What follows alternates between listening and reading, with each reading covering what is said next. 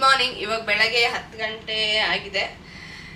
ಇವತ್ತಿನ ದಿವಸ ಶ್ರೀನಗರದಲ್ಲೇ ಇದ್ದು ಇಲ್ಲೇ ಸೈಟ್ ಸೀಯಿಂಗ್ ಮಾಡೋದು ಅಂಥೇಳಿ 2-3 ಗಾರ್ಡನ್ಸು, ಆಮೇಲೆ ಈ ಥರದ್ದೇನೋ ಚಿಕ್ಕ ಪುಟ್ಟದೆಲ್ಲ ಇದೆ, ಅದನ್ನೆಲ್ಲ ನೋಡಿಕೊಂಡು ಶಿಕಾರ ರೈಡೆಲ್ಲ ಆಗೋಯ್ತು. ಹಾಗಾಗಿ ವಾಪಸ್ ಡಲ್ ಲೇಕ್ಗೆಲ್ಲ ಹೋಗೋದೇನಿಲ್ಲ, ಇಲ್ಲೇ ಸುತ್ತಮುತ್ತ ಇರೋದನ್ನ ನೋಡಿಕೊಂಡು ಇವತ್ತು ಸ್ವಲ್ಪ ಆರಾಮಾಗಿದ್ದು. ನಾಳೆ ಪಹಲ್ಗಾಮ್ಗೆ ಹೋಗ್ತೀವಿ, ಅಲ್ಲಿಗೆ ಹೋಗಿ ಅಲ್ಲೊಂದು ದಿವಸ ಇದ್ದು ವಾಪಸ್ ಬೆಂಗಳೂರಿಗೆ ಹೋಗೋದು. ಸೊ ಈ ವ್ಲಾಗಲ್ಲಿ ನೀವು ಗುಲ್ಮಾರ್ಗಿಗೆ ಹೋಗಿದ್ದು ಹಾಗೇನೆ ಇದನ್ನ ನೋಡ್ತೀರಾ, ಶ್ರೀನಗರ್ ಸಿಟಿ ಟೂರಲ್ಲಿ ಏನೇನು ಮಾಡಿದ್ವಿ ಅಂಥೇಳಿ. ಸೊ ಇವಾಗ ತಿಂಡಿ ತಿಂದು ಬೆಳಗ್ಗೆ ಆ್ಯಕ್ಚುಲಿ ಬೇಗ ಎದ್ದು ಇಲ್ಲಿ ಡಲ್ ಲೇಕ್ ಸುತ್ತ ವಾಕ್ ಹೋಗಿದ್ವಿ. ನಮ್ಮ ಹೋಟ್ಲಿಗೆ ಹತ್ರನೇ ಒಂದು 2-3 ಕಿಲೋಮೀಟರ್ಸ್ ಅಷ್ಟು ನಡ್ಕೊಂಡು ಹೋದರೆ ಲೇಕ್ ಸಿಗತ್ತೆ. ಬೆಳಗ್ಗೆ ಬೇಗ ಎದ್ದು ನಡ್ಕೊಂಡು ಹೋದರೆ ಆ ಎಕ್ಸ್ಪೀರಿಯೆನ್ಸೇ ಬೇರೆ ಅಲ್ವಾ, ಅದಕ್ಕೆ ಚೆನ್ನಾಗಿರುತ್ತೆ ಅದು. ನಡ್ಕೊಂಡು ಹೋಗಿ ಸುತ್ತ ಓಡಾಡಿಕೊಂಡು, ಜಾಸ್ತಿ ಬೆಳಗ್ಗೆ ಹೊತ್ತು ವೆಹಿಕಲ್ ಇರೋಲ್ಲ, ಏನೂ ಇರಲ್ಲ, ಟ್ರಾಫಿಕ್ಕು, ಜನನೂ ಕಡಿಮೆ, ಬೆಳಗ್ಗೆ ಎಲ್ಲ ವಾಕ್ ಮಾಡೋರು, ಆರಾಮಾಗಿ ಹೋಗಿ ಬಂದ್ವಿ. ಶ್ರೀನಗರದಲ್ಲಿ ಸೈಟ್ ಸೀಯಿಂಗು ಅಂತ ಬಂದಾಗ ಈ ಗೋಪಾದ್ರಿ ಬೆಟ್ಟಕ್ಕೆ ಹೋಗಿ ಶಂಕರಾಚಾರ್ಯ ಟೆಂಪಲ್ಲು ಇದನ್ನು ನೋಡ್ಕೊಂಡು ಬರೋದು ತುಂಬಾ ಮುಖ್ಯ ಆಗುತ್ತೆ. ಹಾಗೆಯೇ ಶಿಕಾರ ರೈಡ್ ಮಾಡೋದು ಕೂಡ ಅಷ್ಟೇ ಮುಖ್ಯ ಆಗುತ್ತೆ. ಇವೆರಡೂ ನಾವು ಮೊದಲನೇ ದಿವಸನೇ ಮುಗಿಸ್ಬಿಟ್ಟಿದ್ವಿ. ಹಾಗಾಗಿ ಇವತ್ತಿನ ದಿವಸ ನಾವು ಶ್ರೀನಗರ್ ಸೈಟ್ ಸೀಯಿಂಗ್ ಅಂತ ಹೋದಾಗ ಬರೀ ಗಾರ್ಡನ್ಗಳನ್ನು ಮಾತ್ರ ನೋಡಿದ್ವಿ. ನೀವೇನಾದರೂ ಶ್ರೀನಗರಕ್ಕೆ ಹೋದಾಗ ಸೈಟ್ ಸೀಯಿಂಗ್ ಮಾಡಬೇಕು ಅಂತಂದರೆ ಫಸ್ಟ್ ಇವೆರಡನ್ನ ಮಾಡಬೇಕಾಗತ್ತೆ. ಶಂಕರಾಚಾರ್ಯ ಟೆಂಪಲ್ಲು ಮತ್ತು ಶಿಕಾರ ರೈಡು ಇದೆರಡು ತುಂಬಾ ಮುಖ್ಯ. ಇದಾದಮೇಲೆ ನೀವು ಅಲ್ಲಿರುವಂತಹ ಗಾರ್ಡನ್ಗಳನ್ನು ನೋಡ್ಬೋದು. ಬೆಳಗಿನ ಹೊತ್ತು ನೀವೆಲ್ಲ ಗಾರ್ಡನ್ಗಳನ್ನು ನೋಡಿಕೊಂಡು ದೇವಸ್ಥಾನಕ್ಕೆ ಹೋಗಿ ಬಂದರೆ ಸಂಜೆ ಸನ್ಸೆಟ್ ಆಗೋ ಹೊತ್ತಿಗೆ ಈ ಶಿಕಾರ ರೈಡ್ ಮಾಡೋದಕ್ಕೆ ತುಂಬ ಚೆನ್ನಾಗಿರುತ್ತೆ. ನಾವು ಡೇ 1 ಇದನ್ನೆಲ್ಲ ಮುಗಿಸಿರೋದ್ರಿಂದ ಇವತ್ತಿನ ದಿವಸ ನಮಗೆ ಬರೀ ಏನಿದ್ರು ಗಾರ್ಡನ್ಗಳನ್ನು ನೋಡೋದು ಅಷ್ಟೇ ಉಳಿದಿರೋದು. ಇಲ್ಲಿ ಸುಮಾರು ಗಾರ್ಡನ್ಗಳಿದೆ, ತುಂಬಾ ದೊಡ್ಡದಾಗಿದೆ, ಹಾಗೆ ಸಾಕಷ್ಟು ಸಮಯ ಕೂಡ ತಗೊಳುತ್ತೆ. ಈ ವ್ಲಾಗಲ್ಲಿ ನೀವು ನೋಡ್ತಾ ಹೋಗ್ತೀರಾ, ನಾನು ಪ್ರತಿಯೊಂದನ್ನು ಇಲ್ಲಿ ನಿಮಗೆ ಡೀಟೇಲ್ಡಾಗಿ ತೋರಿಸಿದ್ದೀನಿ. ಮೊದಲನೇದಾಗಿ ನಾವಿಲ್ಲಿ ಬೊಟಾನಿಕಲ್ ಗಾರ್ಡನ್ಗೆ ಹೋದ್ವಿ. ಅದಾದಮೇಲೆ ಅದರ ಸುತ್ತಮುತ್ತನೇ ಇನ್ನೆರಡು ಗಾರ್ಡನ್ ಇತ್ತು, ಅದನ್ನು ಮುಗಿಸ್ಕೊಂಡ್ವಿ. ಈಗ ಇದು ಡೇ 1 ನಾವು ಶಿಕಾರ ರೈಡ್ ಮಾಡಿದ್ದು. ಇದನ್ನು ನೀವು ವ್ಲಾಗ್ 1 ನೋಡಿದರೆ ಅದರಲ್ಲಿ ನೋಡಿರ್ತೀರ. ಆದರೆ ಈ ವ್ಲಾಗಲ್ಲಿ ಇದೆರಡು ಸೇರಿಸಿದ್ರೇ ನಿಮಗೆ ಶ್ರೀನಗರಲ್ಲಿ ಏನೆಲ್ಲ ಜಾಗಗಳಿದೆ ಒಟ್ಟಿಗೆ ನೋಡೋದಕ್ಕೆ ಅಂತ ಐಡಿಯಾ ಬರುತ್ತೆ ಅಂಥೇಳಿ ನಾನು ಇದೆರಡನ್ನು ಇಲ್ಲಿ ಮತ್ತೆ ಕ್ಲಿಪ್ಪಿಂಗ್ಸ್ನ ಆ್ಯಡ್ ಮಾಡ್ತಾ ಇದ್ದೀನಿ. ನಿಮಗೆ ವ್ಲಾಗ್ 1 ನೋಡಿಲ್ಲ ಅಂದರೆ ನೋಡಿ, ಅದು ಕೂಡ ನಿಮಗೆ ಖಂಡಿತ ಇಷ್ಟ ಆಗುತ್ತೆ. ಈಗ ಫ್ಲ್ಯಾಶ್ ಬ್ಯಾಕಿಂದ ಇವತ್ತಿನ ದಿವಸದ ವ್ಲಾಗಿಗೆ ಬರೋಣ. ಹೋಟ್ಲಿಂದ ಹೊರಟಿದ್ದೀವಿ, ತಿಂಡಿ ಎಲ್ಲ ತಿಂದಿದ್ದಾಯಿತು. ಈಗ ಮೊದಲನೇ ನಾವಿಲ್ಲಿ ಬೊಟಾನಿಕಲ್ ಗಾರ್ಡನಿಗೆ ಬರ್ತಾ ಇದ್ದೀವಿ. ಇದರ ಸುತ್ತಾನೇ ಇನ್ನೂ 2 ಗಾರ್ಡನ್ಗಳಿದೆ. ಎಲ್ಲವೂ ಕೂಡ ಸಾಕಷ್ಟು ದೊಡ್ಡದಾಗಿರುತ್ತೆ, ತುಂಬಾ ಬ್ಯೂಟಿಫುಲ್ ಆಗಿರುತ್ತೆ. ಹಾಗೆಯೇ ಥರಾವರಿ ಹೂಗಳು ಇರುತ್ತೆ. ಈ ಬೊಟಾನಿಕಲ್ ಗಾರ್ಡನಲ್ಲಿ ಎಂಟ್ರ್ ಆಗ್ತಿದ್ದ ಹಾಗೇನೆ ಮೊಘಲ್ ಗಾರ್ಡನ್ಸ್ ಇದೆ ಇಲ್ಲಿ 3, ಅದರೊಳಗೆ ಒಂದಿದು ಇದೇ ಸ್ಮಾಲೆಸ್ಟ್ ಅಂತೆ. ಇದನ್ನ ನೋಡಿಕೊಂಡು ಇನ್ನು ಉಳಿದಿದ್ದೆಲ್ಲ ನೋಡೋ ಕಾರ್ಯಕ್ರಮ. ಬರೀ ನೋಡೋಣ.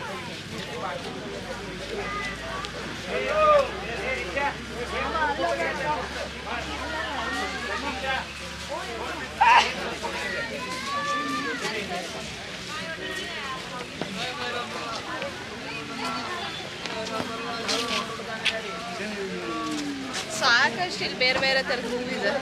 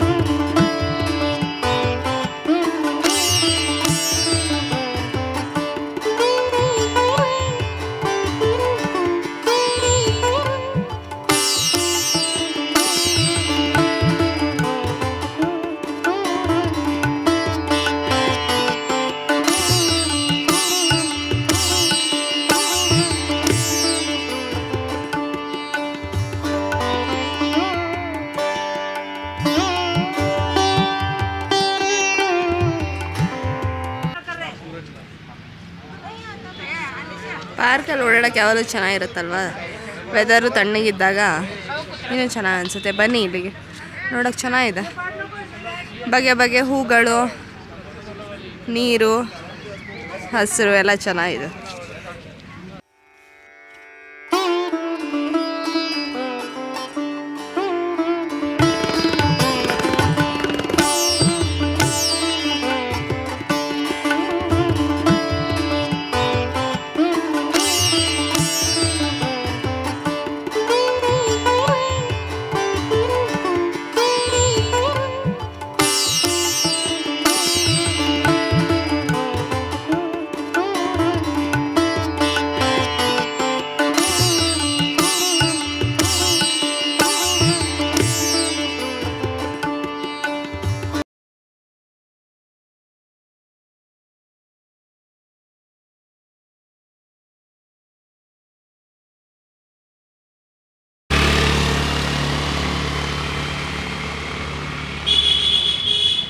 ಇದು ಇನ್ನೊಂದು ಗಾರ್ಡನಿಗೆ ಬಂದಿದ್ದೀವಿ, ಚಶ್ಮಾಶಾಹಿ ಗಾರ್ಡನ್ ಅಂತ. ಇಲ್ಲಿ 3 ಇದೆ. ಮೊದಲು ನೋಡಿದ್ದು ಬೊಟಾನಿಕಲ್ ಗಾರ್ಡನು, ಇದು ಚಶ್ಮಾಶಾಹಿ, ಇನ್ನೊಂದು ಪರಿ ಮಹಲ್. ಇಷ್ಟಕ್ಕೆ ಹೋಗ್ಬೇಕು.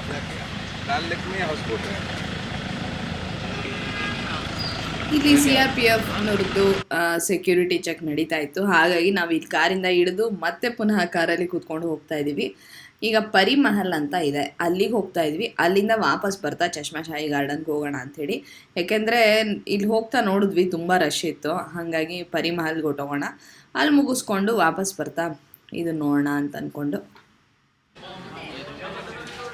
ಅಲ್ಲಿ ಚಶ್ಮಾಶಾಹಿ ಗಾರ್ಡನಿಗೆ ಹೋಗಲಿಲ್ಲ, ಅಲ್ಲಿ ತುಂಬ ರಶ್ ಇತ್ತು. ಇಲ್ಲಿ ಪರಿ ಮಹಲಿಗೆ ಬಂದ್ವಿ. ಇಲ್ಲಿ ಮೇಲ್ಗಡೆ ಕಾರಲ್ಲೇ ಅಲ್ಲೊಂದು ಕಡೆ ಇಳಿದ್ಬಿಟ್ಟು ಚೆಕ್ ಮಾಡ್ತಾರೆ. ಅದಾದಮೇಲೆ ಮತ್ತೆ ವಾಪಸ್ ಕಾರಲ್ಲೇ ಹತ್ಕೊಂಡು ಮೇಲೆ ಬಂದರೆ ಪರಿ ಮಹಲಿಗೆ ಬರ್ತೀವಿ. ಚೆನ್ನಾಗಿದೆ ಇದೂ. ಆಮೇಲೆ ಇದು ನೋಡ್ಕೊಂಡು ಹೋದ್ಮೇಲೆ ಚಶ್ಮಾಶಾಹಿ ಗಾರ್ಡನ್ ಅದನ್ನು ನೋಡಿದ್ರಾಯ್ತು. ಇದು ಎಂಟ್ರೆನ್ಸ್ ಹಿಂಗಿದೆ. ಇಲ್ಲಿಂದ ಕೆಳಗಡೆ ವ್ಯೂ ಚೆನ್ನಾಗಿದೆ. ಇಲ್ಲಿಂದ ರೋಡು, ಡಮ್ಮಶ್ರೀ ಲೇಕ್ ಕೂಡ ಕಾಣುತ್ತೆ. ಲೇಕು, ನದಿ ಎಲ್ಲ ಕಾಣುತ್ತೆ ಅನಿಸುತ್ತೆ. ಹೌದು, ನದಿನೇ ಇದು, ಲೇಕಲ್ಲ, ಕಾಣುತ್ತಲ್ಲಿ. ಇಲ್ಲಿ ಇಲ್ಲಿ ಇಲ್ಲಿ ಇಲ್ಲಿ ತೋರಿಸಿರೋ ನಿಮಿಷ. ನದಿನೂ ಇದೆ, ಬರೀ ಲೇಕ್ ಮಾತ್ರ ಇಲ್ಲ ಅಲ್ವಾ? ಹಾಂ,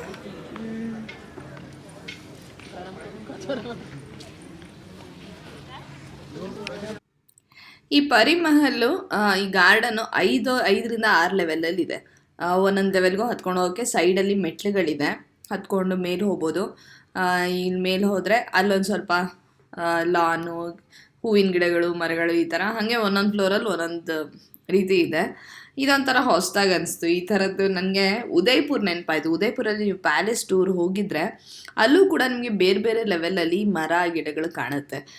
ಕೆಳಗಡೆ ನೋಡ್ಕೊಂಡು ಬರ್ತೀರಾ, ಆದರೆ ಸ್ವಲ್ಪ ಮೇಲೆ ಬಂದರೆ ಅಲ್ಲಿ ಮರ ಎಲ್ಲ ಇರೋದು ಕಾಣುತ್ತೆ. ಆ ಥರ ಇಲ್ಲಿ ನನಗನ್ನಿಸ್ತಾ ಇತ್ತು. ಇಲ್ಲಿಂದ ಶ್ರೀನಗರದ ವ್ಯೂ ತುಂಬ ಚೆನ್ನಾಗಿ ಕಾಣಿಸ್ತಾ ಇತ್ತು. ನಾವು ಅದನ್ನೇ ನೋಡ್ತಾ ಇದ್ವಿ. ಆದರೆ ಬಿಸಿಲು ಸ್ವಲ್ಪ ಜಾಸ್ತಿ ಆಗ್ತಾ ಇತ್ತು. ಚೆನ್ನಾಗಿ ಮೇಂಟೈನ್ ಮಾಡಿದ್ದಾರೆ. ಎಲ್ಲ ಕಡೆ ಎಂಟ್ರಿ ಫೀ ಇದೆ, 50, 100, 30 ಈ ಥರ. ತುಂಬ ಏನಿಲ್ಲ.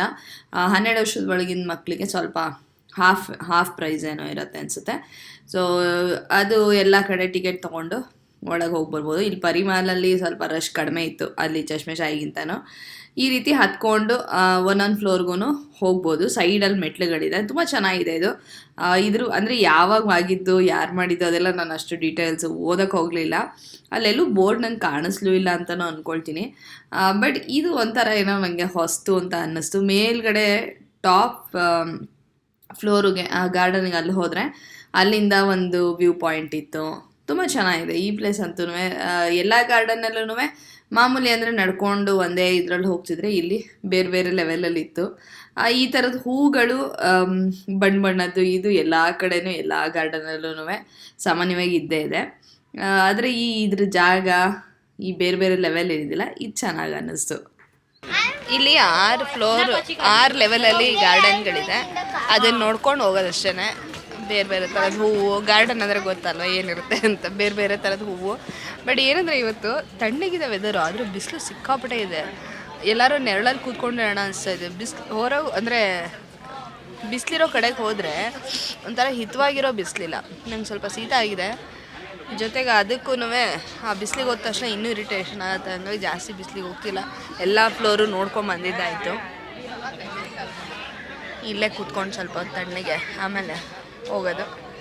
6 ಲೆವೆಲ್, ಇನ್ನೂ ಒಂದು ಕೆಳಗಡೆ ಒಂದು 2 ಲೆವೆಲ್ ಇದೆ. ಸರಿ, ಇಲ್ಲಿಂದ ಹೋಗೋದಷ್ಟೇ, ಇನ್ನೇನಿಲ್ಲ. ನೆಕ್ಸ್ಟು ಚಶ್ಮಾಶಾಹಿ ಗಾರ್ಡನ್, ಅಲ್ಲಿಗೆ ಹೋಗಿ ಅಲ್ಲಿ ನೋಡೋದು, ಅಲ್ಲಿ ಸಿಗ್ತೀನಿ. ಚಶ್ಮಾಶಾಹಿ ಗಾರ್ಡನಿಗೆ ಬರೋತ್ತಿಗೆ 12:30 ಆಗಿತ್ತು. ಬಿಸಿಲು ಕೂಡ ಹೆಚ್ಚಾಗ್ತಾ ಇತ್ತು. ಇಲ್ಲೊಂದು ಕಡೆ ಕುಲ್ಫಿನ್ ಮಾರ್ತಾಯಿದ್ರು. ಈ ಕುಲ್ಫಿನ ಮೋಲ್ಡಿಂದ ತೆಗೆದುಬಿಟ್ಟು ರಬಡಿಲಿ ಅದ್ದಿ ಕೊಡ್ತಾಯಿದ್ರು. ತುಂಬ ಚೆನ್ನಾಗಿತ್ತು ಇದು. 40 ರುಪೀಸೋ ಏನೋ, ಬಟ್ ಕ್ವಾಲಿಟಿ A1 ಆಗಿತ್ತು ಇಲ್ಲಿ. ಹಾಗಾಗಿ ಎಷ್ಟೊಂದು ಜನ ಬಂದು ಇಲ್ಲಿ ತಿಂತಾಯಿದ್ರು. ನಾವು ಕೂಡ ತಿಂದ್ವಿ. ಕ್ಲೀನಾಗೂ ಇತ್ತು, ರುಚಿ ಕೂಡ ಚೆನ್ನಾಗಿತ್ತು. ಇಲ್ಲೂ ಟಿಕೆಟ್ ಇದೆ, ಇಲ್ಲೂ ಟಿಕೆಟ್ ತೊಗೊಂಡು ಹೋಗಬೇಕು. ಈ ಚಶ್ಮಾಶಾಹಿ ಗಾರ್ಡನ್ ವಿಶೇಷ ಇಲ್ಲೊಂದು ಫ್ರೆಶ್ ವಾಟರ್ ಸ್ಪ್ರಿಂಗ್ ಇದೆ. ಇದು ಅಂದರೆ ಎಲ್ಲ ಬೆಟ್ಟ ಗುಡ್ಡಗಳಿಂದ ಹರಿದು ಬರುವಂತಹ ನೀರು ಇಲ್ಲಿ ಒಂದು ಪಾಯಿಂಟಿಗೆ ಬಂದು ಅದು ಸ್ಪ್ರಿಂಗ್ ಥರ ಮುಂದಕ್ಕೆ ಹೋಗುತ್ತೆ ಅಂತ ಹೇಳ್ತಾರೆ. ಇದು ಹತ್ಕೊಂಡು ಹೋಗಬೇಕು. ಹತ್ಕೊಂಡು ಹೋಗ್ತಾ ಇದ್ದರೆ 2-3 ಲೆವೆಲ್ ಹತ್ಕೊಂಡು ಹೋಗಬೇಕು. ನಂತರ ನಮಗೆ ಅದು ಒಂದು water spring, fresh water spring ಕಾಣುತ್ತೆ. ಇದು ಎಂಟ್ರೆನ್ಸ್. ಇದು ಇಲ್ಲಿ ಎಲ್ಲ ಗಾರ್ಡನಲ್ಲಿಗಿಂತನೂ ಈ ಗಾರ್ಡನಲ್ಲಿ ತುಂಬಾ ರಶ್ ಇತ್ತು ಅಂತ ಹೇಳ್ಬೋದು. ಇಲ್ಲಿ ಬಿಸಿಲು ಕೂಡ ಜಾಸ್ತಿ ಇತ್ತು, ಹಾಗೆ ನೋಡೋಕ್ಕೂ ಕೂಡ ತುಂಬ ಚೆನ್ನಾಗಿತ್ತು ಈ ಜಾಗ. ಇಲ್ಲಿ ಜಾರೋ ಬಂಡೆ ಥರ ಕಾಣ್ತಿದೆಯಲ್ಲ, ಅಲ್ಲಿಂದ ನೀರು ಹರಿದು ಬರ್ತಾ ಇದೆ. ಆದರೆ ಮೂಲ ಅದು ಸ್ಪ್ರಿಂಗ್, ಅದು ಅಲ್ಲಿಗೆ ಹೋಗ್ಬೇಕು ನಾವೀಗ. ಎಲ್ಲ ಗಾರ್ಡನಲ್ಲೂ ಕಾಶ್ಮೀರಿ ಉಡುಪನ್ನು ಧರಿಸಿ ಫೋಟೋ ತೆಕ್ಕೊಳ್ಳೋ ಕಾರ್ಯಕ್ರಮ ನಡೀತಿರುತ್ತೆ. ಯಾಕೆಂದರೆ ಗಾರ್ಡನಲ್ಲಿ ಫೋಟೋಗಳು ತುಂಬ ಚೆನ್ನಾಗಿರುತ್ತೆ. ಹಾಗೆ ಟೂರಿಸ್ಟ್ಗಳು ಬರ್ತಿರ್ತಾರೆ, ಜೊತೆಗೆ ಅವ್ರಿಗೂ ಕೂಡ ಬಿಸ್ನೆಸ್ ಆಗುತ್ತೆ. ಇಲ್ಲೂ ಕೂಡ ಅಷ್ಟೇ, ಇಲ್ಲಿ ಫೋಟೋ ತೆಗೆಸ್ಕೊಂಡ್ರೆ ತುಂಬಾ ಚೆನ್ನಾಗಿತ್ತು ಅಂತ ನನಗನ್ನಿಸ್ತಿತ್ತು. ಸಾಕಷ್ಟು ಹೂವು, ಗಿಡ, ಮರಗಳ ಮಧ್ಯೆ ತುಂಬಾ ಸೊಗಸಾಗಿ ಕಾಣಿಸ್ತಿತ್ತು.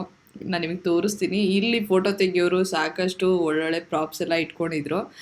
ಚೆನ್ನಾಗಿತ್ತು ಇಲ್ಲಿ. ಈಗ ಇಲ್ಲಿ ಮೆಟ್ಲುಗಳು ಕಾಣಿಸ್ತಿದ್ದಲ್ಲ, ಇಲ್ಲಿಂದ ಮೇಲೆ ಬಂದ್ವಿ. ನೋಡಿ ಎಷ್ಟು ಚೆನ್ನಾಗಿ ಫೋಟೋ ಎಲ್ಲ ತೆಗೆದು ಅದನ್ನು ಆಲ್ಬಮ್ ಥರ ಡಿಸ್ಪ್ಲೇ ಎಲ್ಲ ಮಾಡಿದ್ದಾರೆ. ಇದೇನೆ ಇನ್ನೊಂದು ಫ್ಲೋರ್ ಹೋದರೆ ನಮ್ಗೆ ಆ ಸ್ಪ್ರಿಂಗ್ ಸಿಗತ್ತೆ.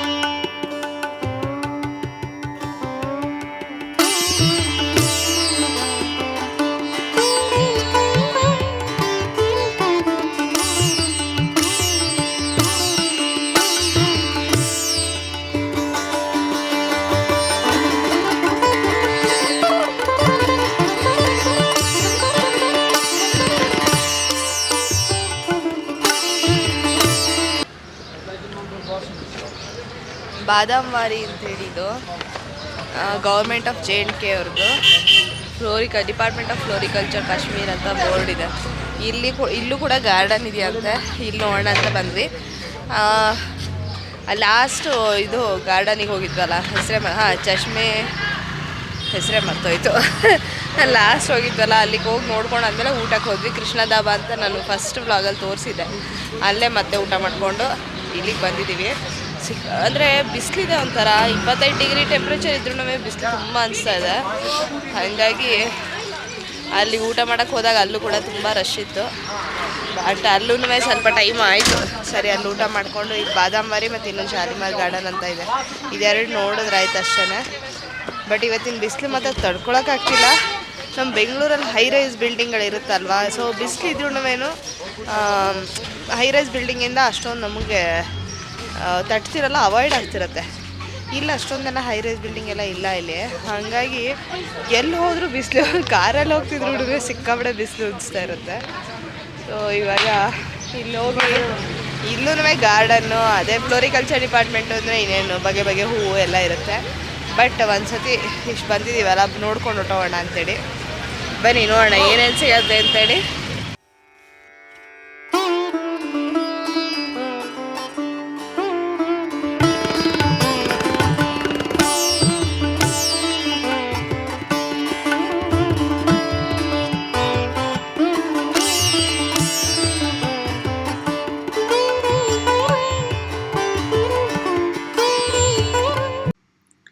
ಈಗ ನಾವು ಊಟ ಮಾಡಿಕೊಂಡು ಬಾದಾಮ್ ಬಾಗಿಗೆ ಬಂದಿದ್ದೀವಿ. ಊಟಕ್ಕೆ ನಾವು ಕೃಷ್ಣ ವೈಷ್ಣೋ ಧಾಬಾ ಅಂತೇನು ಡೇ 1ಗೆ ಹೋಗಿದ್ವಲ್ಲ, ವ್ಲಾಗ್ 1ಅಲ್ಲಿ ನೀವು ನೋಡಿದ್ರೆ ಗೊತ್ತಾಗುತ್ತೆ. ಅಲ್ಲೇ ಹೋಗಿದ್ವಿ, ಅಲ್ಲಿ ಊಟ ಮಾಡ್ಕೊಂಡು ಬಂದ್ವಿ. ಇದು ಸ್ವಲ್ಪ ಔಟ್ಸ್ಕರ್ಟ್ಸಲ್ಲಿ ಬರುತ್ತೆ. ಇದು ಬಾದಾಮ್ ಬಾಗ್ ಅಂತ ಹೇಳಿ ಅಥವಾ ಬಾದಾಮ್ ವಾರಿ ಅಂತ ಹೇಳ್ತಾರೆ. ಇಲ್ಲಿ ಮುಖ್ಯವಾಗಿ ಬಾದಾಮಿ ಮರಗಳಿದೆ. ಇವಾಗೇನು ಸೀಸನ್ ಅಲ್ಲದೆ ಇರೋದ್ರಿಂದ ಹೂವು ಕಾಯಿ ಇದೇನು ಕಾಣಿಸ್ತಿರ್ಲಿಲ್ಲ. ಮತ್ತು ಬಿಸಿಲು ಕೂಡ ಸಾಕಷ್ಟು ಇತ್ತು. ಮಧ್ಯಾಹ್ನ ಒಂದು 2:30-3 ಗಂಟೆ ಟೈಮ್ ಆಗ್ತಾ ಬಂದಿತ್ತು. ಗುಲಾಬಿ ಹೂಗಳು, ಈ ಥರದ ಅನೇಕ ಥರದ ಬಣ್ಣದ ಹೂಗಳ ಗಿಡಗಳೆಲ್ಲ ಸಾಕಷ್ಟಿದೆ. ಇಲ್ಲೂ ಕೂಡ ಕಾಶ್ಮೀರಿ ಉಡುಪನ್ನು ಧರಿಸ್ಕೊಂಡು ಫೋಟೋ ತೆಗೆಸ್ಕೊಳ್ಳೋದಕ್ಕೆ ಇಲ್ಲೂ ಯಾರೋ ಒಬ್ರು ಮಾಡೋದಕ್ಕೆ ನಿಂತಿದ್ರು. ಇಲ್ಲಿ ಬರೀ ಬಾದಾಮಿ ಗಿಡಗಳೇ ನಿಮಗೆ ಕಾಣಿಸ್ತಿರೋದು, ಮರಗಳೇ ಕಾಣಿಸ್ತಿರೋದು. ತುಂಬ ಚೆನ್ನಾಗಿದೆ. ಇಲ್ಲಿ ಸುಮಾರು ನಡ್ಕೊಂಡು ಹೋಗಿ ಎಲ್ಲ ನೋಡ್ಕೊಂಡು ಬರ್ಬೋದು. ಇದನ್ನ ಕಂಟೈನ್ಮೆಂಟ್ ಏರಿಯಾ ಅಂತಲೂ ಕೂಡ ಹೇಳ್ತಾರಂತೆ. ಸುತ್ತ ಬೆಟ್ಟ ಗುಡ್ಡಗಳೆಲ್ಲ ತುಂಬ ಸುಂದರವಾಗಿ ಕಾಣಿಸ್ತಾ ಇದೆ. ಈ ಜಾಗ ಚೆನ್ನಾಗಿತ್ತು. ಈ ಮರಗಳಲ್ಲಿ ಎಲೆಗಳು ವಿರಳವಾಗಿತ್ತು ಅಂತಲೇ ಹೇಳ್ಬೋದು.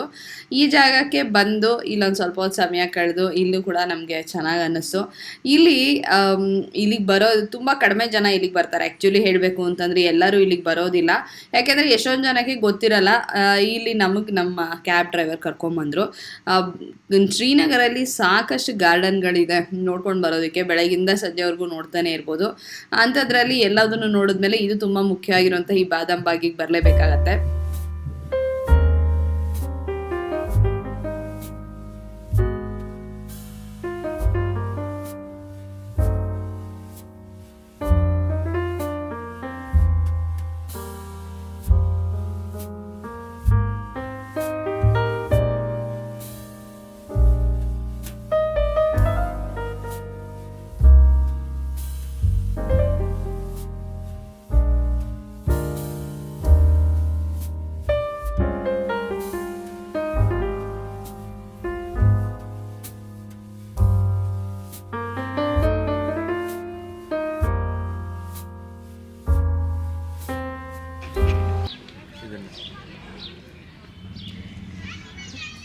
ಇದೇ ಬಾದಾಮಿ ಮರದ ಎಲೆ. ಇದು ಈ ಥರ ಇದೆ.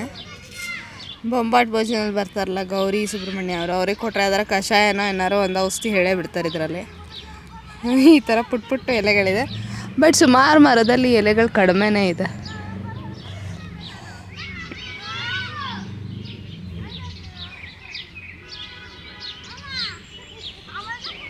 ಹೌದಾ?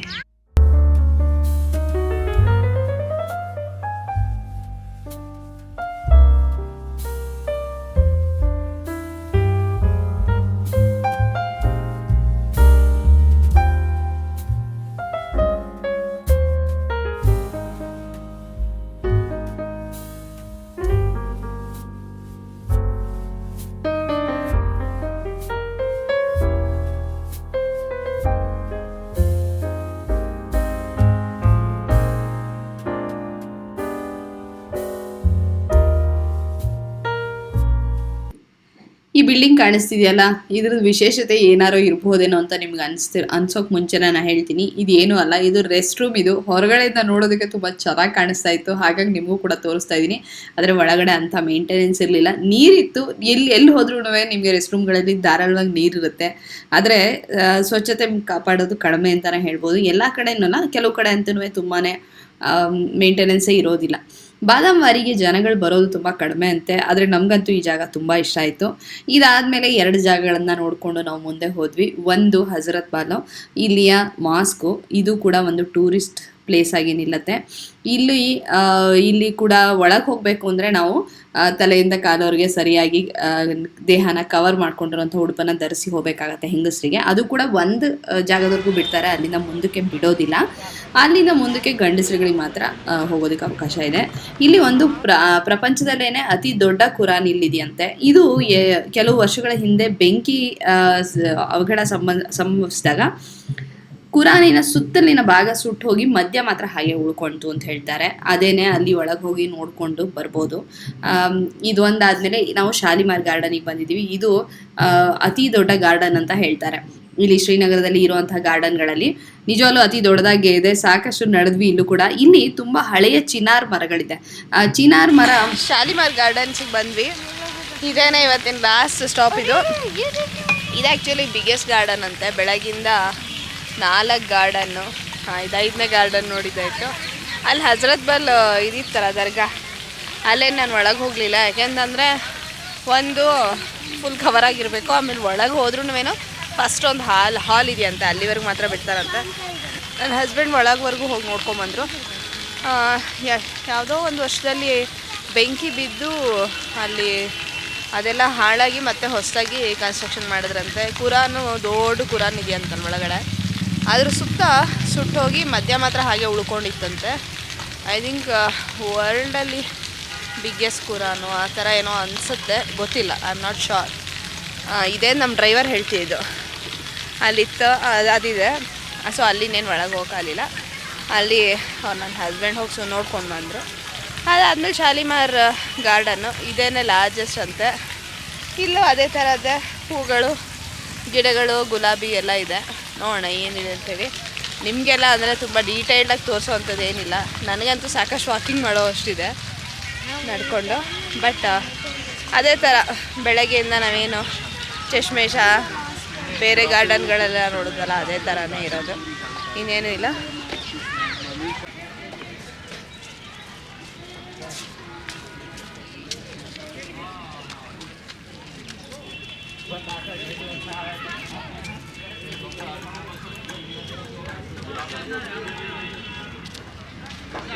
ಎಲ್ಲ ಕಡೆ ಕಾಶ್ಮೀರಿ ಡ್ರೆಸ್ ಹಾಕೊಂಡು ಫೋಟೋ ತೆಕ್ಕೊಳ್ಳೋದಕ್ಕೆ ಗಾರ್ಡನ್ಗಳಲ್ಲಿ ಅದು ನಡೀತಾನೆ ಇರುತ್ತೆ. ಅದೊಂದು ಕಾಮನ್. ಇಲ್ಲಿ ದೊಡ್ಡ ದೊಡ್ಡ ಚಿನಾರ್ ಮರ ಇದೆ. ನಾವು ಚಶ್ಮೇಶ ಗಾರ್ಡನಲ್ಲಿ ನೋಡಿದ್ದು ಅಲ್ಲಿ. ಇಲ್ಲಿ ಇನ್ನೂ ಜಾಸ್ತಿ ಇದೆ, ಆಮೇಲೆ ದೊಡ್ಡ ದೊಡ್ಡದಾಗಿರೋದಿದೆ.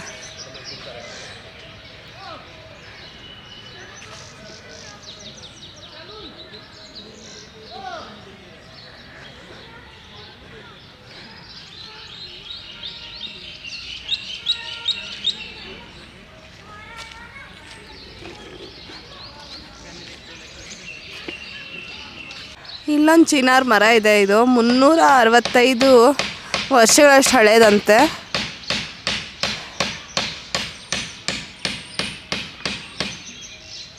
ನೂರ 65 ಅಡಿ ಇದಿರೋದಂತೆ, feet approximately, with height of 165 feet approximately ಅಂತ ಇದೆ. 365 ವರ್ಷದಷ್ಟು ಹಳೇದು ಚಿನಾರ್ ಮರ. ಎಲ್ಲಾದರೂ ಟ್ರಂಕ್ಗಳು ದೊಡ್ಡ ದೊಡ್ಡದಾಗಿದೆ. ಇದಿನ್ನೂ ದೊಡ್ಡದಾಗಿದೆ ಇದು. ಇಲ್ಲಿ ಶಾಲಿಮಾರ್ ಗಾರ್ಡನಲ್ಲಿ ಒಳಗಡೆ ಬಂದರೆ ಈ ಥರ ಸ್ಟ್ರಕ್ಚರ್ ಇದೆ.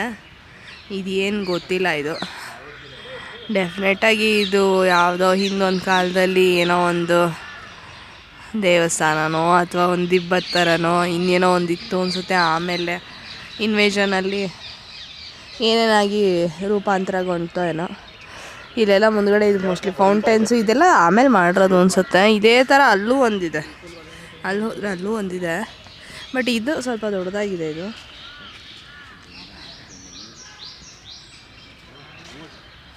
ರಿನೋವೇಷನ್ ನಡೀತಾ ಇದೆ. ಈ ಥರದೇ ಇನ್ನೊಂದಲ್ಲಿ ಚಿಕ್ಕದಿತ್ತು, ಜಸ್ಟ್ ದ್ವಾರದ ಥರ, ಅದರದ್ದು ರಿನೋವೇಷನ್ ನಡೀತಾ ಇದೆ.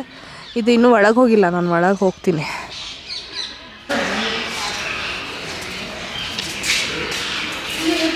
ರೂಪಲ್ಲಿ ಈ ಥರ ಇದೆ. ಒಳಗೆ ಬಂದೆ ನಾನು. ಇದು ಕಾಶ್ಮೀರಿ ಪೇಂಟಿಂಗ್ ಶೈಲಿ ಏನಿದೆಯಲ್ಲ ಅದು ಥರ ಇದೆ.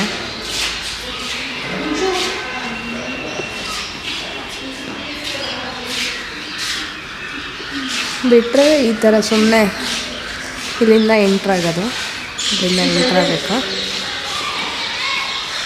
ಇಲ್ಲಿ ಸುತ್ತ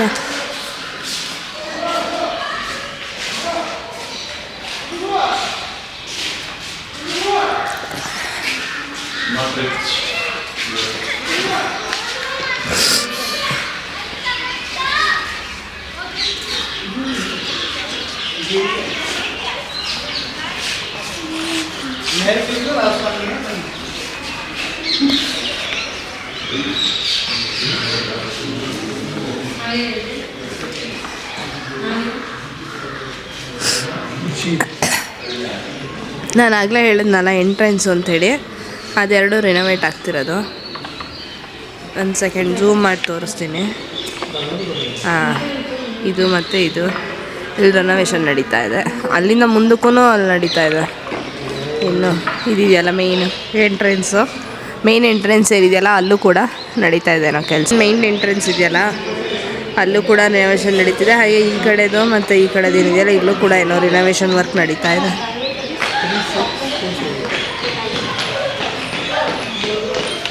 ಶಾಲಿಮಾರ್ ಗಾರ್ಡನ್ ನೋಡಿಕೊಂಡು ವಾಪಸ್ ರೂಮಿಗೆ ಬಂದ್ವಿ. ಇವಾಗ ಕಿಟಕಿಲಿ ಇಷ್ಟು ಬೆಳಕು ಕಾಣಿಸ್ತಿದೆ ಅಲ್ವಾ, ಇವಾಗ ಟೈಮ್ ಎಷ್ಟಾಗಿರ್ಬೋದು ಅಂತ ಗೆಸ್ ಮಾಡಿ. ಖಂಡಿತ 7 ಗಂಟೆ ಆಗಿದೆ. ನಾನು ಗಡಿಯಾರ ನೋಡಿಲ್ಲ, ಖಂಡಿತ 7 ಗಂಟೆ ಆಗಿದೆ ಅಂತ ನನಗನ್ಸುತ್ತೆ. ಇನ್ನೊಂದು ಸ್ವಲ್ಪ ಹೊತ್ತಿಗೆ ಕತ್ಲಾಗತ್ತೆ. 7 ಗಂಟೆ ಆದರೂ ಇಷ್ಟು ಬೆಳಕಿರುತ್ತೆ, ಯಾವ ಲೈಟ್ ಇಲ್ಲ ಏನಿಲ್ಲ.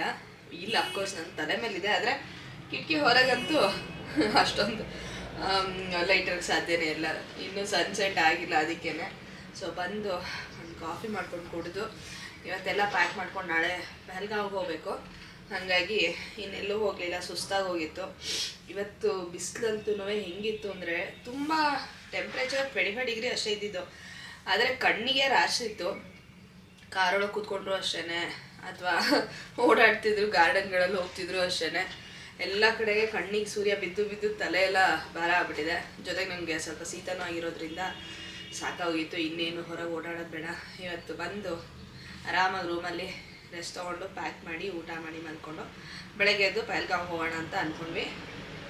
ಸೊ ಇಷ್ಟು ಕತೆ ಆಯಿತು. ನಾಳೆ ಪಹಲ್ಗಾಮ್ಗೆ ಹೋಗ್ಬೇಕಾರೆ ಮತ್ತೆ ಸಿಗ್ತೀನಿ. ಇನ್ನೇನಿಲ್ಲ, ಈಗ ಇದನ್ನು ವಾಪಸ್ ಪ್ಯಾಕ್ ಮಾಡಿ ಊಟ ಮಾಡೋ ಕೆಲಸ, ಜೊತೆಗೆ ಮಲ್ಕೊಳ್ಳೋದು. Good morning. ಇವಾಗ ಪಹಲ್ಗಾಮ್ಗೆ ಹೊರಟಿದ್ದೀವಿ. ಇವಾಗ ಟೈಮು 8:45 ಆಗ್ತಾ ಬಂತು. ತಿಂಡಿ ಎಲ್ಲ ಆಯಿತು. ಪಹಲ್ಗಾಮ್ಗೆ ಹೋಗಿ ಅಲ್ಲೇ ಉಳ್ಕೊಳ್ಳೋದು. ಇವತ್ತು ಉಳ್ಕೊಂಡು ನಾಳೆ ಬೆಳಗ್ಗೆ ಮತ್ತೆ ಹೊರಟಲ್ಲಿಂದ 1-2-3 ಜಾಗ ನೋಡಿಕೊಂಡು ವಾಪಸ್ ಬಂದು ಶ್ರೀನಗರಿಂದ ಫ್ಲೈಟ್ ಹತ್ತೋದು. ಇಷ್ಟು ಈ ವ್ಲಾಗಲ್ಲಿ ಕವರ್ ಮಾಡೋಣ ಅಂತ ಅಂದ್ಕೊಂಡಿದ್ದೀನಿ. ಸೊ ಇಷ್ಟು ಹೇಳ್ತಾ ನಮಸ್ಕಾರ ಎಲ್ಲರಿಗೂ, ಚಾನಲ್ಗೆ ಸ್ವಾಗತ. ಇದು ಕಡೆ ವ್ಲಾಗ್. ಇದು ಕಾಶ್ಮೀರದ ಟ್ರಿಪ್ನಲ್ಲಿ ನಿಮಗೆಲ್ಲ ಇಷ್ಟ ಆಗಿದೆ ಅಂತ ಅಂದ್ಕೊಳ್ತೀನಿ. ಕಾಶ್ಮೀರಕ್ಕೆ ಬಂದಾಗ ಕೆಲವೊಂದು ಪಾಯಿಂಟ್ಸನ್ನು ನೆನ್ಪಿಟ್ಕೋಬೇಕು. ಏನು ಅಂತಂದರೆ, ಒಂದಂತೂ ಗುಲ್ಮಾರ್ಗಿಗೆ ಹೋಗೋದಾದರೆ ಗಂಡೋಲ ರೈಡ್ನ ಮುಂಚೆನೇ ಬುಕ್ ಮಾಡ್ಕೋಬೇಕು. ಆಮೇಲೆ ಪ್ಯಾಕೇಜಲ್ಲಿ ಬಂದರೆ ಸ್ವಲ್ಪ ದುಬಾರಿನೇ. 3 ನೈಟ್ಸು 4 ಡೇಸು ಆ ಥರ ಎಲ್ಲ ಪ್ಯಾಕೇಜ್ ಇರುತ್ತೆ, ಸ್ವಲ್ಪ ದುಬಾರಿನೇ ಇರುತ್ತೆ. ನಾವೇ ಎಲ್ಲ ಪ್ಲ್ಯಾನ್ ಮಾಡ್ಕೊಂಡು ಬಂದರೆ ಸ್ವಲ್ಪ ಕಡಿಮೆನೇ ಆಗುತ್ತೆ. ಮೇಯ್ನಾಗಿ ಫ್ಲೈಟ್ಗೆ ಹೋಗೋದು ಎಕ್ಸ್ಪೆನ್ಸಸ್ ಇರೋದೇ ಫ್ಲೈಟಿಂದು. ಅಫ್ಕೋರ್ಸ್ ಒಳ್ಳೆ ಹೋಟ್ಲಲ್ಲಿ ಉಳಿದ್ರೆ ಅದು ಆಗುತ್ತೆ, ಕಾರು ಹೈರ್ ಮಾಡಿದಾಗ ಆಗುತ್ತೆ, ಆದರೆ ಫ್ಲೈಟಿಂದು ಜಾಸ್ತಿ ಆಗುತ್ತೆ. ಹೋಟ್ಲು ನಿಮ್ಮ ಇದಕ್ಕೆ ಬಿಟ್ಟಿದ್ದು ಚಾಯ್ಸಿಗೆ, ನೀವು ಯಾವ ಥರದ ಹೋಟ್ಲಲ್ಲಿ ಉಳ್ಕೊಳ್ತೀರೋ ಅದಕ್ಕೆ ತಕ್ಕ ಹಾಗೆ ದುಡ್ಡು ಆಗ್ತಾ ಹೋಗುತ್ತೆ. ಸೊ ಇದು ಭೋಸ್ಲೆ ಪ್ಯಾಲೇಸ್ ಅಂಥೇಳಿ ಶ್ರೀನಗರ್ ಶಾಲಿಮಾರಲ್ಲಿದೆ. ಈ ಲೊಕ್ಯಾಲಿಟಿ ಚೆನ್ನಾಗಿದೆ, ಒಂಥರ ರೆಸಿಡೆನ್ಷಿಯಲ್ ಏರಿಯಾ, ಕ್ಲೀನಾಗಿದೆ. ಯಾಕೆಂದರೆ ಶ್ರೀನಗರದ other part of Srinagar also ನಾವು ನೋಡಿದ್ದೀವಿ. ಸೊ ಅದನ್ನೆಲ್ಲ ನೋಡಿದಾಗ ಇದು ಒಂಥರ ತುಂಬ ಚೆನ್ನಾಗಿದೆ. ಸ್ವಲ್ಪ ಪಾಶ್ ಆಗಿರೋ ಏರಿಯಾ ಅಂತಾರೆ ಹೇಳ್ಬೋದು, ಗೊತ್ತಿಲ್ಲ, ಇದಕ್ಕಿಂತ ಇನ್ನೂ ಚೆನ್ನಾಗಿರೋ ಏರಿಯಾ ಇದೆಯೇನೋ ಗೊತ್ತಿಲ್ಲ. ಬಟ್ ನಾವು ಕೆಲವೊಂದು ಕಡೆ ಓಡಾಡ್ತಿದ್ದಾಗ ಅನ್ನಿಸ್ತು ಈ ಜಾಗ ಚೆನ್ನಾಗಿದೆ ಅಂಥೇಳಿ. ಆಮೇಲೆ ಅಫ್ಕೋರ್ಸ್ ಎಲ್ಲ ಕಡೆಗೂ ಸೋನ್ಮಾರ್ಗು ಎಲ್ಲಿ ಹೋದ್ರೂ ಇಲ್ಲಿ ಸಿಕ್ಕಾಪಟ್ಟೆ ಕಾಟ ಕೊಡ್ತಾರೆ. ಕುದುರೆಗಿರ್ಬೋದು ಅಥವಾ ಸ್ಲೆಜ್ಜಿಗಿರ್ಬೋದು, ಆಮೇಲೆ ಇನ್ನೇನೇನು ಯಾವ್ಯಾವ ಥರ ರೈಡ್ಗಳು, ATV ಇರ್ಬೋದು, ಎಲ್ಲದೂ ಸಿಕ್ಕಾಪಟ್ಟೆ ಕಾಸ್ಟ್ಲಿ ಇದೆ. ತುಂಬ ಅಂದರೆ ತುಂಬ ದುಬಾರಿ ಇದೆ. ನಮ್ಮ ಕರ್ನಾಟಕದಲ್ಲೋ ಕೇರಳದಲ್ಲೋ ತಮಿಳ್ನಾಡಲ್ಲೋ ಈ ಥರದ ಈ ಥರದ್ದು ATV ರೈಡ್ ಎಲ್ಲ ಮಾಡಿದ್ರೆ $1,000 $1,500 ಮ್ಯಾಕ್ಸಿಮಮ್ಮು. ಅದಕ್ಕಿಂತ ನನಗಂತೂ ಗೊತ್ತಿಲ್ಲ. ಇಲ್ಲಂತೂ ಸ್ಟಾರ್ಟಿಂಗೇ 2.5 3 4 ಅಂತ ಹೇಳಿ ಚಾರ್ಜ್ ಮಾಡ್ತಾರೆ ಸಿಕ್ಕಾಪಟ್ಟೆ. ಫ್ರೇಮ್ ಸೊಟ್ಟಕ್ಕಿದೆ, ಕಾರಣ ಇದಕ್ಕಿಂತ ಹೈಟ್ ಆಗಿರೋ ಜಾಗ ಸೇರಲಿಲ್ಲ. ಟೇಬಲ್ ಸೂಟ್ ಕೇಸ್ ಮೇಲೆ ಇಟ್ಟಿದ್ದೀನಿ, ಹಾಗಾಗಿ ಸ್ವಲ್ಪ ಅಡ್ಜಸ್ಟ್ ಮಾಡ್ಕೊಳ್ಳಿ. ಸರಿ. ಸೊ ATVದು ಸಿಕ್ಕಾಪಟ್ಟೆ ಕಾಸ್ಟ್ಲಿ ಹೇಳ್ತಾರೆ ಎಲ್ಲದೂ. ಈವನ್ ಅವ್ರು ಏನು 4,000 3,000 ಅಂತಾರಲ್ಲ, ನೀವು 1,700 800 ಸ್ಟಾರ್ಟ್ ಮಾಡಿದ್ರು ಏನು ತಲೆ ಕೆಡ್ಸ್ಕೋಬೇಕಾಗಿಲ್ಲ. 1ಕ್ಕೆ 4 ಹೇಳಿರ್ತಾರೆ. ಸೊ ಹೇಳ್ತಾ ನಾವು ಹಾಗೆ ಸ್ವಲ್ಪ ಅದರೊಳಗೆ ಎಲ್ಲ ಕಡೆನೂ ಟೈಮ್ ಹೋಗುತ್ತೆ.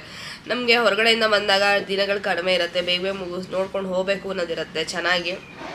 ಸ್ವಲ್ಪ ಅದು ಇಲ್ಲಿ ಸರಿ ಇಲ್ಲ. ಅದಕ್ಕೆ ಗೊತ್ತಿಲ್ಲ ಯಾವಾಗ ನೆಕ್ಸ್ಟ್ ಗೌರ್ಮೆಂಟ್ ಬಂದು ಅಥವಾ ಏನಾಗುತ್ತೋ ಗೊತ್ತಿಲ್ಲ. ಏನಾರು ಆ ಥರದ್ದಾಗಿ ಒಂದು ವ್ಯವಸ್ಥೆ ಆಗಬೇಕು. ಹಿಂದೆ ಸುಮ್ಮನೆ ಅರ್ಧ ಗಂಟೆ 3/4 ಗಂಟೆ ಇದರಲ್ಲೇ ಟೈಮ್ ಹೊಟ್ಟೋಗುತ್ತೆ.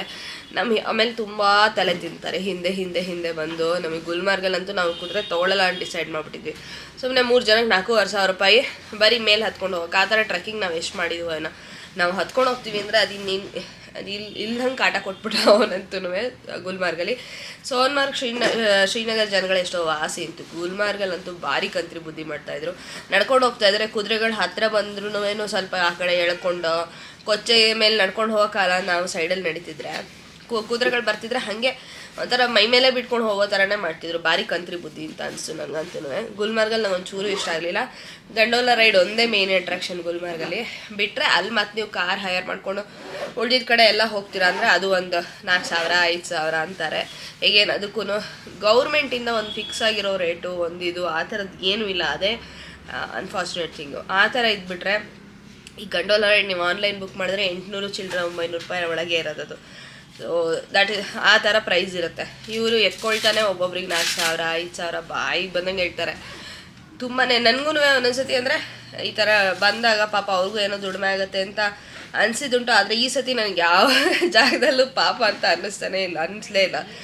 ಈ ಥರ ದೋಚ್ತಿಯಾರಲ್ಲ ಅಂತ ಕೋಪನೇ ಬರ್ತಿತ್ತು. ತುಂಬ ಜನ ವೀಡಿಯೋಗಳಲ್ಲಿ ಹೇಳ್ತಿದ್ದು ನೋಡಿದ್ದೆ ನಾನು. ಬಟ್ ಶ್ರೀನಗರ ಸೋನ್ಮಾರ್ಗ್ ಮಾಡ್ತಿದ್ದಾಗ ಅಷ್ಟು ಅನಿಸ್ಲಿಲ್ಲ ನನಗೆ. ಯಾಕಂದರೆ ಸೋನ್ಮಾರ್ಗಲ್ಲಿ ನಾವು ಎಷ್ಟೇ ಬಾರ್ಗೇನ್ ಮಾಡಿ ನಮ್ಮ ಇದಕ್ಕೆ ಕೇಳಿದಾಗ ತುಂಬಾ ಓಕೆ, ಅಂದರೆ ತುಂಬಾ ಅಲ್ಲ, ಓಕೆ ಡೀಸೆಂಟಾಗಿ ಇದು ಮಾಡಿದ್ರು ಅಂತ ಹೇಳ್ಬೋದು. ಗುಲ್ಮಾರ್ಗಲ್ಲಿ ಮಾತ್ರ ಭಾರಿ ಕಂತ್ರಿ ಜನಗಳು ಅಂತ ಅನ್ನಿಸ್ಬಿಡ್ತು ಅಲ್ಲಿ ಅಂತೂ. ಸೊ ಇದ್ರೊಳಗೆ ಟೈಮ್ ಹೋಗುತ್ತೆ.